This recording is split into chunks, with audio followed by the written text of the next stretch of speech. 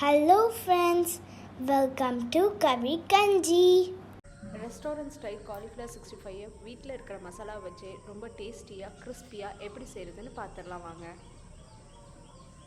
Cauliflower 65 செய்கிறதுக்கு நான் காலிஃப்ளவரை சின்ன சின்ன பீஸாக கட் பண்ணி மஞ்சத்தூள், உப்பு, எலுமிச்சை சாறு சேர்த்து பிளான்ச் பண்ணி எடுத்துகிட்டு வந்திருக்கேன். இப்போது மசாலாலாம் இது கூட ஆட் பண்ணிடலாம். 1 ஸ்பூன் அளவுக்கு காஷ்மீரி மிளகாத்தூள், சிக்கன் மசாலா ஒரு 1/2 ஸ்பூன், கரம் மசாலா ஒரு 1/2 ஸ்பூன், தேவையான அளவு உப்பு, 1 ஸ்பூன் அளவுக்கு லெமன் ஜூஸ், 1/2 ஸ்பூன் அளவுக்கு இஞ்சி பூண்டு விழுது, 2 ஸ்பூன் அளவுக்கு கார்ன்ஃப்ளவர் மாவு சேர்த்துக்கோங்க, 2 ஸ்பூன் அளவுக்கு கடலை மாவு, 2 ஸ்பூன் அளவுக்கு அரிசி மாவு. இது எல்லாத்தையும் சேர்த்து நல்லா மிக்ஸ் பண்ணிக்கோங்க. கோட்டிங்காக லைட்டாக தண்ணி தெளித்து நீங்கள் திருப்பி மிக்ஸ் பண்ணிக்கலாம்.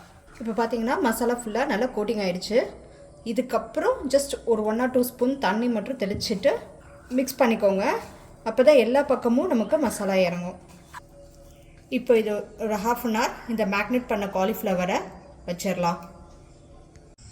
இப்போது மேக்னேட் ஆன காலிஃப்ளவரை எண்ணெயில் மிதமான சூட்டில் எண்ணெயை வச்சு பொரிச்சு எடுத்துட வேண்டியதான். காலிஃப்ளவர் 65 சூப்பராக ரெடி ஆகிடுச்சு.